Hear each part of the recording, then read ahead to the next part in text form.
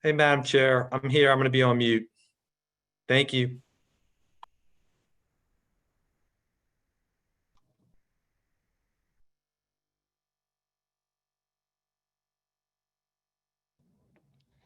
Good afternoon.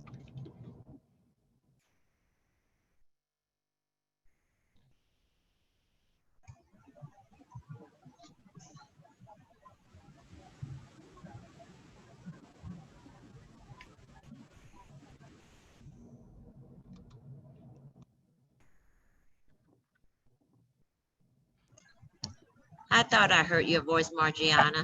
I was like, I'm hearing something. Hi there. How are Welcome. you today, Madam Chair? Yeah.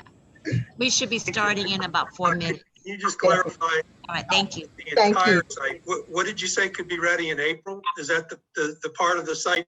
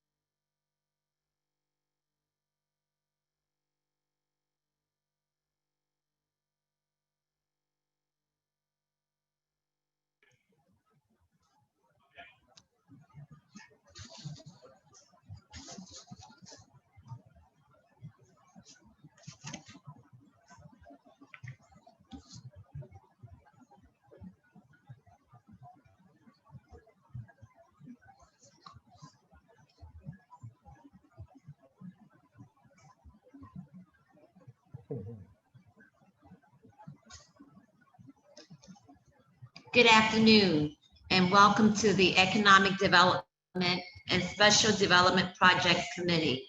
Today's Wednesday, September the 9th, and it's 2 p.m. We're excited to present from a presentation from the Office of Community Development today. But before we get into our presentation for today, I just wanted to remind everybody that we are still COVID-19 set up.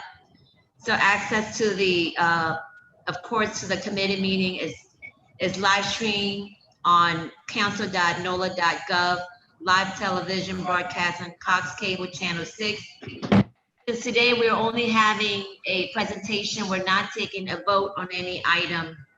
We will not be taking a recess, but we'll be receiving public comments during the duration of the presentation. And if there's any public comments received, we will read them out loud at the end. But before we go into our presentation, I also wanted to remind people that the census is still going on. We want to make sure that everybody in the city of New Orleans is counted. It is really important that you take 2 or 3 minutes of your time to complete the 2020 census. It is really critical. It's important to our infrastructure, to the needs of and improving the quality of life for the citizen of the city of New Orleans. So again, I want to take this opportunity to encourage and remind those that have not completed their census to set aside a few minutes and complete your census so that way you can be counted. I want to thank the representative Census Bureau in the city of New Orleans has been working with all of our district office to ensure that everyone is counted. So with all that, I will turn it over to Mr. McKnight to do roll call, read out the agenda, and then we can start. Mr. McKnight? Roll call. Councilmember Nguyen, Chair, Present. Council President Williams. Councilman Jeruso, present. Councilmember Banks, present. Councilmember Brissett. 3 members in the quorum. You want to read the agenda? The agenda reads as follows. Number 1, presentation, Office of Community Development, NOFA. Marjoriana Willman, Director of City of New Orleans Office of Housing Policy and Community Development, will be presenting information regarding an upcoming notice of funding availability for affordable rental housing. Presenter, Marjoriana Willman, Director of Housing Policy and Community Development. Number 2, adjourn. Thank you, sir. Colleagues, today we have Ms. Willman from the Director of the City of New Orleans Office of Housing Policy and Community Development, providing us information about the NOFA that the city will be releasing. We want to make sure that opportunity are shared publicly, so that way people that are working on any special project, and if this is a resource for them, we want to make sure that we're transparent in that. So with that, Margiana, I'm going to turn the floor over to you. Thank you so much.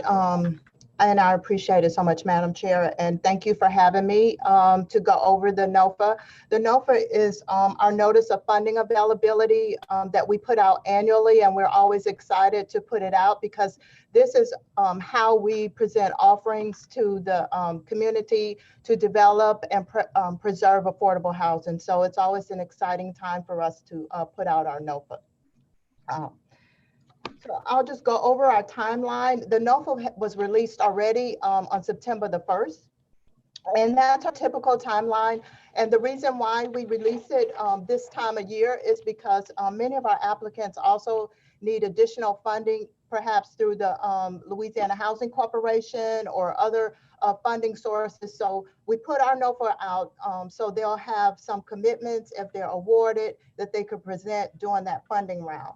Now, you may know LHC is doing their funding round later this month, so which was impacted by the pandemic. So it's later than usual, but usually they have their funding round, they put out their QAP in March, and then they have their funding round in May, somewhere around May. So this funding opportunity is perfect because next year, hopefully they'll be back on schedule. And as you can see, the awards will be in January, early January 2021. So those projects should be positioned well to apply for tax credits through the Louisiana Housing Corporation. So again, we released our NOFA September 1st. We'll have a workshop, which we always have, where we answer questions. If there's any questions that developers or potential applicants may have regarding the NOFA or requirements, we'll answer those. This time it's going to be through webinar, and we'll circulate that information and those numbers next week. But let me just back up and say that the NOFA has been published. A notice did run in the newspaper. Copies were sent to everyone on our mailing list, and we can, if there's anyone out there who would like to receive a copy, they could go to the city's OCD website, or they could call the Office of Community Development, and we'd be happy to send them, email them an electronic copy of the NOFA. Margiana, let me ask you a question. The workshop, is that going to be virtual? Yes, yes, Okay. it's going to be virtual. Do they have to call your office to get the meeting ID number? We'll circulate that next week, early next week. We didn't want to send it out too early, but I think we'll circulate it by Monday of next week.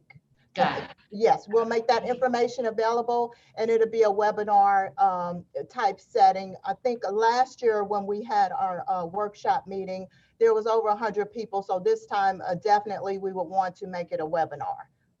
Got it. Okay, the application due date is, I'll just go back to that, October, the end of October. We'll make recommendations to the review committee, which includes members from the Office of Community Development is on that committee, subject matter experts from outside City Hall, and also a designee from the administration sits on that committee. So we make sure that it's well-rounded and a good group of people that review the recommendations. And we release notices of rewards in December, and then we have our post-award meeting with applicants. And that's just for applicants who didn't get awarded and don't understand why their application wasn't competitive. So we'll go get together with them and explain to them where they may have missed the mark or where they didn't align with the city's priorities. And then also applicants that are awarded, will take some time to help them to understand what they can expect and what our expectations are of them in terms of performance. Okay, next slide, please.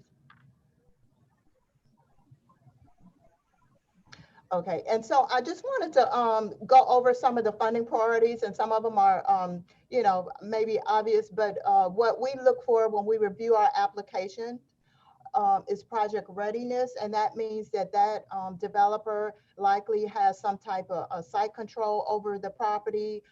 They have done their due diligence. They have other financing lined up, and they're ready to proceed if they're able to fill whatever funding gaps they have. So because of the urgency for affordable housing, we're really looking for developers and projects that are ready to move forward. We are looking for projects that are willing to extend their affordability period.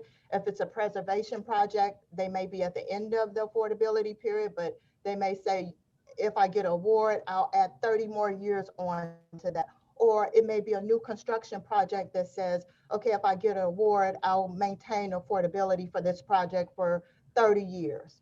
So extended affordability is a priority. Leveraging resources is a priority for the city. That means that the city gets the best bang for its buck. And we have to, when we do that, it's a balancing act, because we also want to encourage those developers that really need assistance, and it's an area that is really needs more affordable housing, but we also need to look at leveraging, meaning this city, because of reduced resources, it's very difficult for the city to pay 100% of the development costs. But depending on where that project is located, the need for those units, how much that developer has spent to try to fill those other funding gaps, it matters. So we look at that, and it's a scoring criteria. We'd like to see projects that serve special needs households, and it may not be 100%. In fact, we like to see mixed development, but they may target disabled households or large families or other special needs households. Preservation projects, those are projects that are already existing. They may have federal funds or tax credits that were already awarded to the project, but now they're at the end of that affordability period, and they need an infusion of funding to maintain the affordability. And Madam Chairman, you know, we've talked about projects like that, and definitely it's a high priority on the mayor's list. We want to maintain affordable projects as well. So we're not just only focused on building new units, but also it's very important that we preserve the ones that are currently in existence. Make those better for the people that live in them. Points are awarded for proximity to amenities. That's mostly for new construction projects, of course, and these are projects that are in areas of high opportunity areas, parks, stores, schools, all the things that people look for and like to see when they're looking for a home. So we also incentivize those.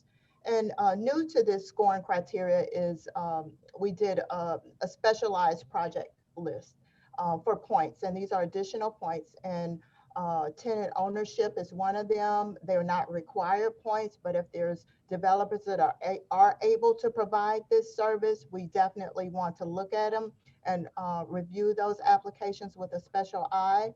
These are developments, single family developments that are able to provide lease to own opportunities. We know that there are a lot of people who aren't necessarily in a position right now, especially because of the pandemic. They do have jobs, maybe took a hit to their credit score or whatever, and they aren't able to get traditional financing, but perhaps they can lease. And there's some type of structure that would go toward a down payment, and then down the road they can own one of the homes or one of the units. So that is new. And then underserved community that is a project that in that community there are no other affordable housing projects, or very limited, or that type of development is not in that area. So that's another specialized project. And innovation meaning that they have, it could be many different things. It's open, but it could be their approach to green infrastructure, or resiliency, or even the way they intake people. We know that we have a population of reentry folks, and some of those folks, even though they have jobs, they're unable to rent apartments because of the criteria to rent an apartment. They may not pass all of the requirements. So we would like to see developers who take a new approach or a different approach and give a chance to those reentry folks that maybe have not been on their job the longest, but they do still need housing. So it's a lot of ways to be innovative. It's open. It's a little bit more subjective than our other criteria, that specialized project. But I did think that it was important for the city to start taking some steps in those directions and to incentivize new ways of looking at things, taking a fresh approach. So Margiana, on this slide, and I know you were talking about housing, selecting the right developer to meet all the affordability and really address a lot of the gap that we have in the city of New Orleans. But do you guys also look at the developer, their commitment in meeting our DBE requirements as well? Absolutely, that's a threshold requirement. Okay. So yes, so DBE is threshold, some environmental clearance, but yes, definitely DBE is a requirement, and we do maintain all of the requirements that are required. And you do monitor and ensure that 30% DBE requirement is being met. Yes, absolutely. We do coordinate with the DBE section. That section also is under Ellen's umbrella, and I am in the office that I'm over as well is under her umbrella. So we, of course, we work together and make sure that it is followed. Okay, thank you. You're welcome. Next slide.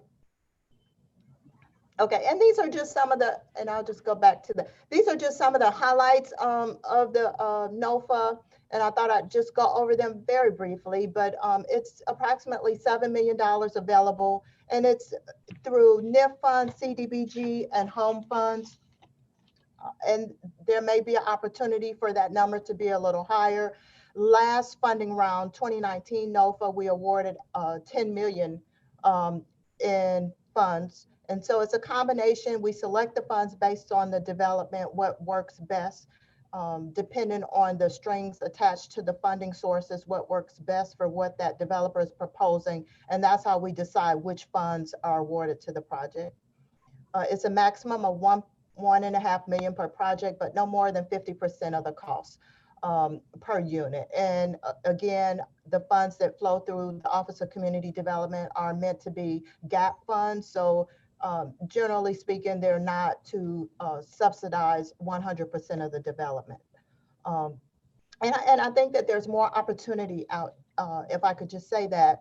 The city has worked with FANO to develop funding resources and to make them a little bit more robust in offering funding and opportunities for developers. So it should not be as difficult as it could be or has been to find other sources of funding.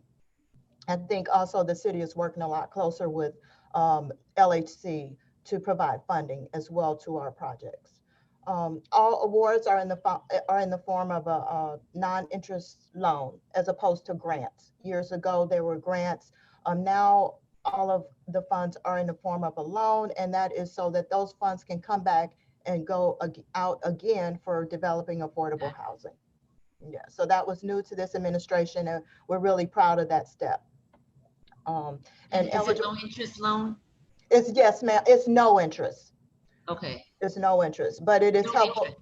Yes, it's no interest, because what we don't want to do is prevent affordable housing. We know that it's much more difficult to develop affordable housing than market rate housing. So we do want to offer that resource, and we want to support affordable housing. But again, we want to bring in funds that can be used, recycled for new housing. Okay. So it could be acquisition rehab, new construction, longest is rental housing. That's what this offering is for. And here, just like you asked, any type of city requirements, all of those requirements must be met, whether it's Davis-Bacon, environmental clearance, DBE, any type of taxes that has to be paid. All that they have to be in good standing with the city. So all those are requirements that come along with applying, and they're threshold requirements, meaning that if they have not, they have to meet those requirements in order to be successful applicants. Got it. And then when we finally do make awards at the end of December and January, because it's a process, we do present the awardees with performance goals. They have a timeline that they're required to stay on, and they must do what they said they were going to do in terms of units and the population they committed to serve. We do allow them to deviate from the timeline. As you can expect, some of our projects had to stop construction during the pandemic, and now they're moving along again. But we want to make sure they stay close to the timeline. We do not want funds just sitting. We want to make sure that we are actively utilizing funds, and we're actively developing affordable housing. And the next slide, the next two slides, and I apologize for the size, but I wanted to get it all in here, and I'm happy to send out another spreadsheet that's a little bigger. But these are projects that we currently have in our pipeline. They're in different phases of development. Some are in pre-construction, some are in construction, and some are nearing completion. But you can see under the status section where they are. And we're really pleased that this, this pipeline is much larger than it has been. Developers have been very responsive to our offerings, and we're getting some really good projects. So there's a lot to come through the Office of Community Development. Thank you.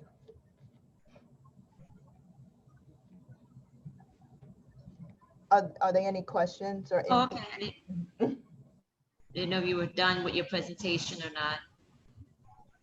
Well, thank you very much, Mariana, for presenting on the NOFA. And again, just wanted to make sure that the public is aware about the request for proposal for the NOFA, and sharing the timeline with people. So that way, if this is a possibility to support your project, please check it out.